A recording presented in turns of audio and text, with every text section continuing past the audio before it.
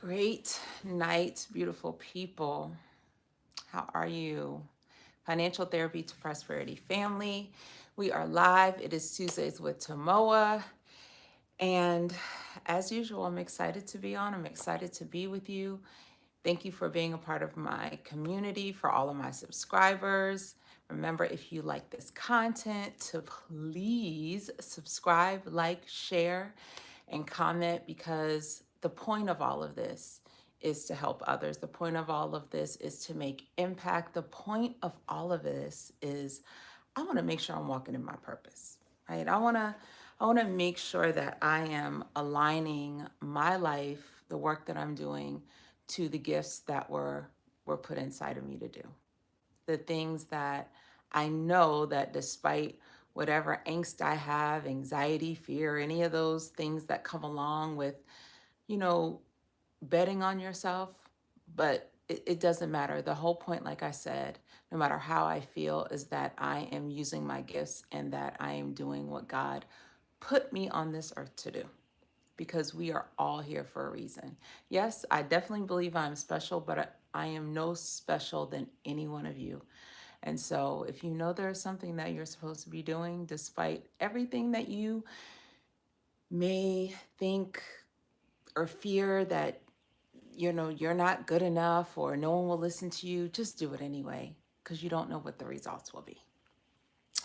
That's not why I came in today to talk about, but it just came up, so I just thought I'd talk about that. Um, always talk about loving myself, loving ourselves, and how you get to that point of experiencing that higher self love. Um, reflecting something because you want to attract that back. So part of my personal journey to this was understanding some of the ways that I showed up, but really not understanding where it came from, but knowing that it had to change. And what that is something called high functioning codependency. Um, and basically, what that means is if you're someone that's, maybe coined a people pleaser, um, someone that really gives and pours a lot into others, but doesn't pour as much into yourself, somebody who will always go out on a limb for others, but you won't go out on a limb for yourself. Um, so, with a high functioning codependent person, basically the difference between that and what I would just say like a codependent person that just kind of needs a person, this person functions in a way that they go all out for other people, they do all of these things for other people, but they also do it because the reward is for them to get praise back. So literally giving so much of themselves because they are so depleted, but they don't value who they are or their self-worth enough to know that attention that they're looking for, that praise that they're looking for is already inside of them because that's what God gave them. We're created in God's image and you already have everything that you need to be the person that you want to be. But somewhere along the line, whether it was the way you grew up, things that were said to you, all of these things that get fed into our brains about who we are. I spoke on it a little last week about, most of my clients, including myself, I think we just do this as humans. We base how we look at ourselves or our self-worth on the way that other people, how we think other people perceive or view us. So anyway, so with the high functioning codependent, they will literally sacrifice themselves to have someone tell them that they're a nice person, they're a kind person, they're so giving, and all of these things because it makes them feel better as a person, but not in a positive way, more of a way to the point because they don't have it enough to look in the mirror at themselves and think that I'm a nice person. Now, I'm not talking about someone that gives of themselves all the time or does things. a high functioning codependent is that person as well. But what happens is somehow the tables are turned. The tables are turned because they're taking it way too far. Because again, they don't see that person when they look in the mirror. So they need outside forces to do that. The type of person I'm talking about attracts narcissists in their life. And the reason why they attract narcissists in their life is because a person that is a high functioning codependent is always in the pleasing mode. And when you're dealing with a personality or behavior of narcissist, you are constantly trying to please that person. You're constantly doing things that you're thinking are going to make that person happy, because at the end of the day you're walking around on eggshells. You don't know what the mood is going to be. You don't know what they may say to you that could hurt your feelings. So you go out of your way again and sacrifice yourself to the highest degree so that this person can see you the way that you should really see yourself. And this is why high functioning codependents get in relationships, whether that's friendships, whether that's love ships, um, with a narcissist, because they want to be viewed in a certain way. They want to be loved in a way, but because they don't see that same love in themselves. And it's a real fine line to this. And there's so many people that live this way. Ask me how I know. Again, because that is from which I came from. I am a giving person. I am a loving person. I always, see the best in everybody. We're all human. No one is perfect. We all have our stuff, right? But for me, where it got to be a point of where it's like I'm taking it too far is understanding that love, that relationships, yes, people go through things that can bring them pain, but you should not be on a constant level of crisis and pain in a relationship because you're doing all of these things to want this person to see you a certain way, when the fact of the matter is the person's never going to see you that way because they don't see themselves that way. So then you have two people on the each end of the spectrum doing the same, not the same types of behavior, but they're doing things because they want to feel a certain way about themselves, because at the end of the day, they cannot love themselves the way that they should. So they look for it in other people. If you have been, or you are an old codependent person, you will know exactly what I'm talking about, because you will know how much you've sacrificed, how much you've poured into other people, but looking to get something in return, looking to get that emotional attachment, that emotional feeling in return, so that you can feel like that you're kind of like the hero, that you've, done this over pleasing, and you just want someone to basically honor you for that.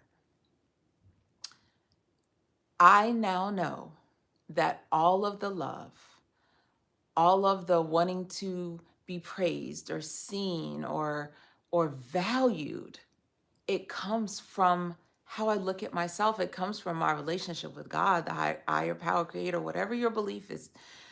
That's where that comes from. And until you really tap into that, you're going to constantly be looking for that outside of yourself. You're going to constantly be manifesting or attracting people that are either like you or the person that you're looking to overly please at the sake of sacrificing yourself. This impacts your financial abundance, your self-worth, and how you look at yourself, your relationships in your life, the people that you attract, the things that you manifest.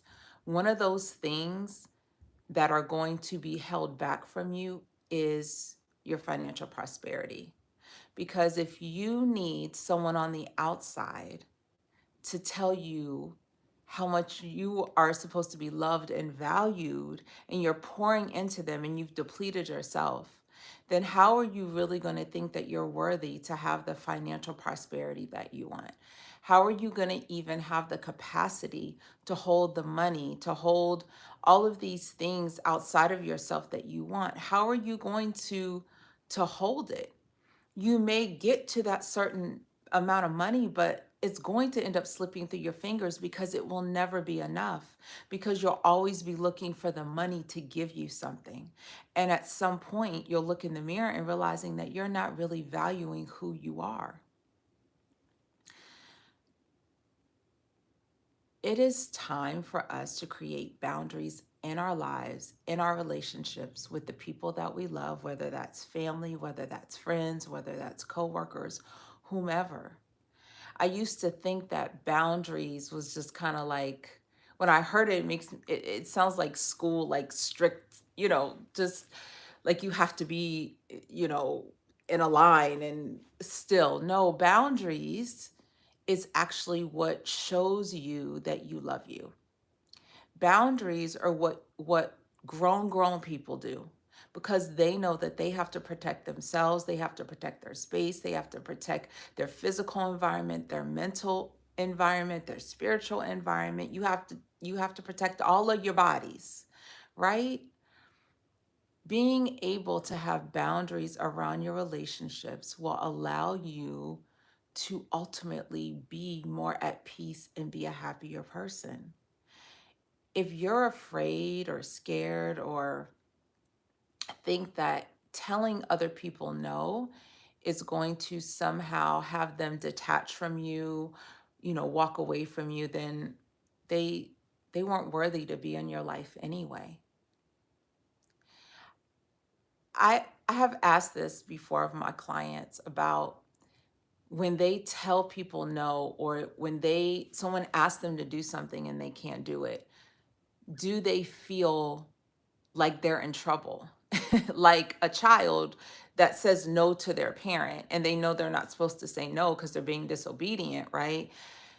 But as an adult, saying no to other adults or other people that want your time, that want your energy, and you don't have it to give, and you feel like you're in trouble for saying no, that is an alarm. That should be an alarm. And again, ask me how I know.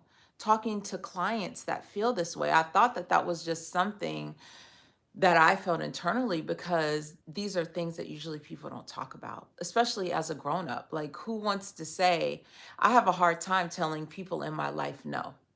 I have a hard time setting boundaries and making myself the important person, loving enough on myself, having my own self worth, because I just don't want to tell them no, because I don't want them to walk away. I don't want to be rejected. I don't want them not to like me anymore. But if someone literally, like I said, stop liking you, or, walks away from you because you value yourself and it's something that you can't do, and they throw a tantrum and you're the worst person, well, so what? They'll just have to get over it. We have one life to live. And so if you don't make yourself the priority, if you don't make yourself the star of your own movie, if you don't make yourself the main character of your story, then what happens?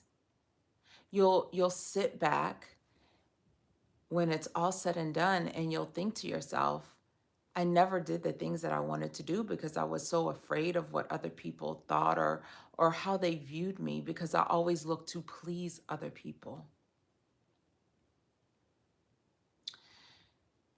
It does take confidence, and it takes you understanding who you are and your value to step out against the grain, to not live the way that you were, that even though you were not happy, but you still were concerned about how someone sees you. It's not an easy thing to do. I get it and I understand. But time is all that you have. And if you're utilizing your time to fill everybody else up, to use it to distract yourself from the things that you need to do to grow as a person, to do the things that you feel like God has told you to do, that the gifts that you have, the purpose that you have, but you're too afraid to step out because you're concerned about pleasing other people. You do not have to live that way. You absolutely don't. There is no book to this. There's no rules to this where someone says that if you don't, then you're going to be in trouble. Do what you need to do to make you happy, to find peace. Confidence comes from loving yourself. Confidence comes from really valuing who you are. We are all born with all of these gifts. And like I said, somewhere along the line, whether it's how you grew up, the people you're around, the environment, the traumas that happen to us in our life, something stuffs you down. But once you start living in who you are and your higher purpose, your higher power, your higher self, you'll remember that that's always who you were. You'll remember these gifts that you've always had from the beginning. You just needed to discover them again. And it is absolutely never too late. I don't care how old you are.